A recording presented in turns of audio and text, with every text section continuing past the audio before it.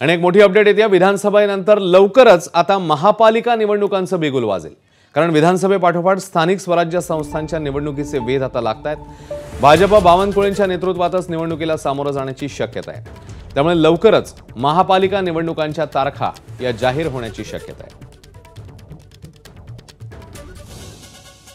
अनेक ठिकाणी सध्या महापालिकेवर प्रशासक नेमण्यात आलाय, कारण त्याचा कार्यकाळ संपलेला आहे।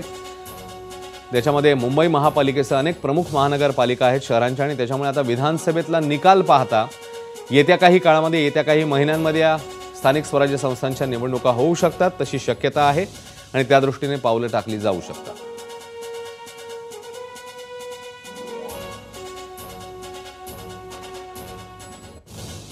एकीकडे लोकसभा निवडणूक पार पडली आणि काही महिन्यातच मग विधानसभेचे निवडणूक देखील पार पडलेली आहे। काल निकालही आलाय आणि आता स्थानिक स्वराज्य संस्थांच्या निवडणुकांकडे सगळ्यांचंच लक्ष आहे।